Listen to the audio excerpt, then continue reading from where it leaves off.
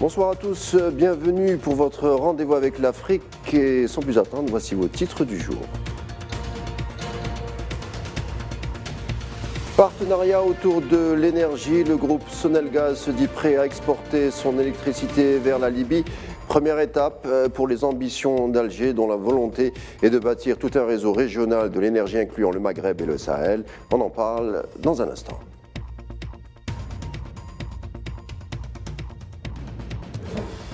Tunisie, hausse des impôts et des taxes, option investie par le gouvernement de Kais Saïed pour soutenir le budget de l'État de l'année 2023, sauf que l'UGTT le rejette et menace d'occuper les rues.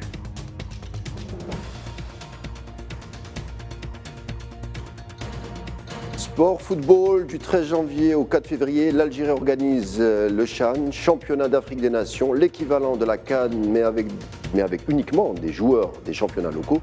Nous irons voir comment se déroulent les dernières préparations avant la compétition. L'Algérie et l'énergie, notre pays ambitionne via un réseau électrique de prendre les devants pour une interconnexion du réseau du Maghreb et la région saharienne. La première étape de ce vaste plan est la ville de Ghadamès en Libye. Les discussions entre la compagnie Sonelgaz et la General Electricity Company of Libya vont bon train pour sceller l'alliance autour du commerce de l'électricité. On en parle davantage avec Mohamed Wali Ben Chaban.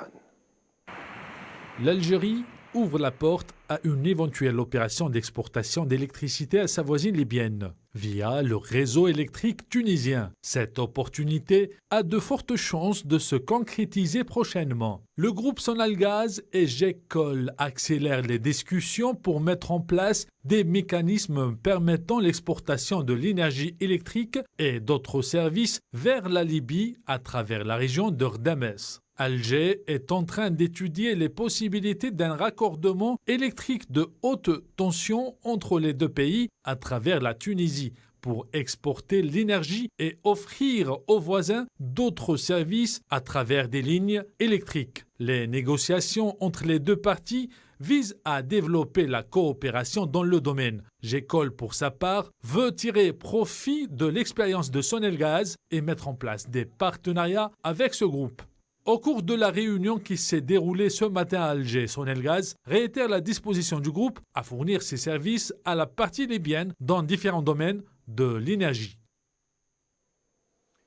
Après la Libye, nous n'irons pas très loin. Tunisie, la fin d'année pour notre voisin proche se termine par des remontrances populaires, notamment émanant de la centrale syndicale l'UGTT qui menace de renouer avec les débrayages. En cause, le budget dévoilé hier et sa batterie de nouveaux impôts.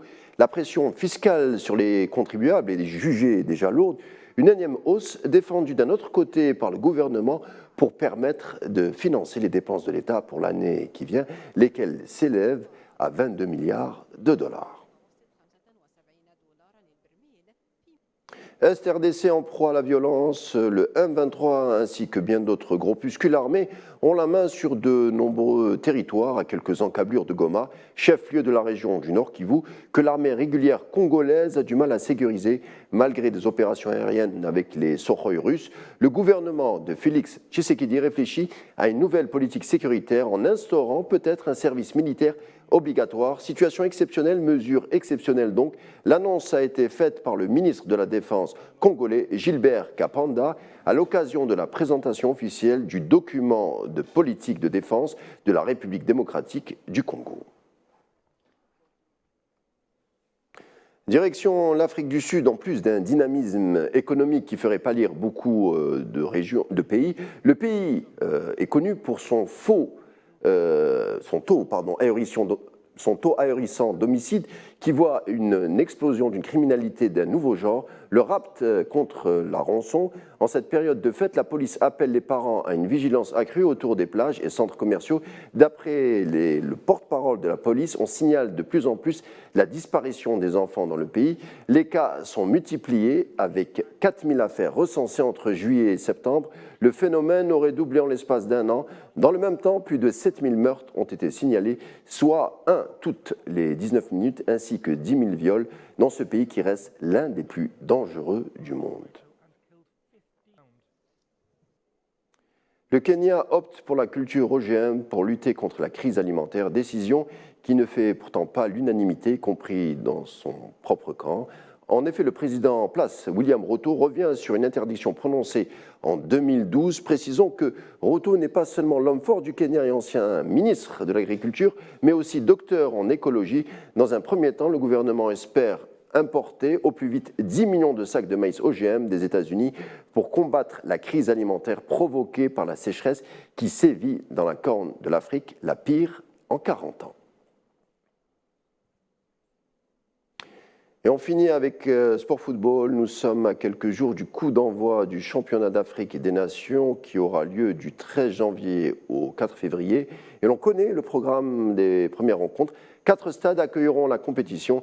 Présentation des festivités sportives signé Salah Faisal.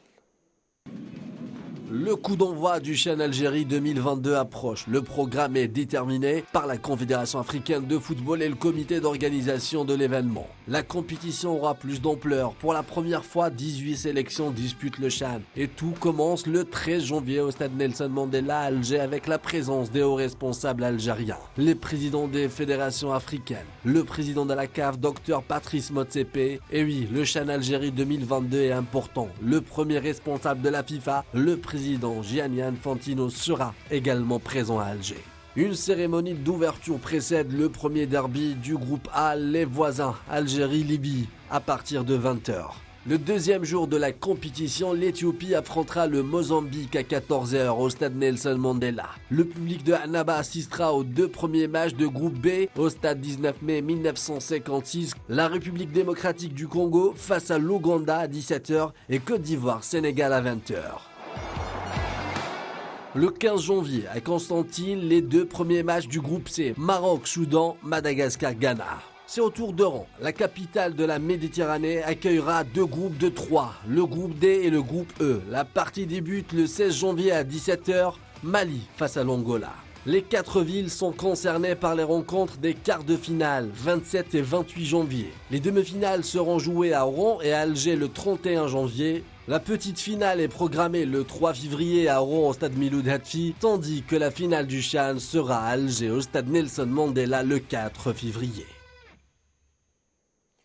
Et allons justement à la découverte d'un des participants. Après 6 ans d'absence, le Ghana fera son grand retour. Les Black Stars ont atteint la finale à 2 reprises en 3 participations. Contacté par Salah Faisal, le journaliste Owaruku Ampofo nous parle des potentialités et des chances de cette équipe. On écoute. C'est la première fois depuis longtemps qu'on a un groupe de joueurs confiants, talentueux qui rassurent, comme Daniel Ibrahim et Free Barnier. Les 2 ont participé avec les Black Stars à la Coupe du Monde Qatar 2022, au match de qualification et aux matchs amicaux. Leur performance nous donne l'espoir d'aller le plus loin possible dans la compétition. Le minimum est de passer au 2e tour. L'entraîneur Arnold Walker est capable d'écrire l'histoire en devenant le premier entraîneur à gagner le CHAN avec le Ghana. Son nom sera certainement gravé dans les livres d'histoire et cela pourrait être le début d'une belle histoire. L'équipe A des Black Stars n'a pas d'entraîneur en ce moment, ils en cherchent un. Qui pourrait deviner ce qui arrivera après le CHAN? Voilà, ce sera tout pour notre tour d'horizon d'Afrique. Merci de l'avoir suivi et que dire d'autre? Comme à mon habitude, je vous souhaite une bonne soirée et vous retrouve avec plaisir dès dimanche.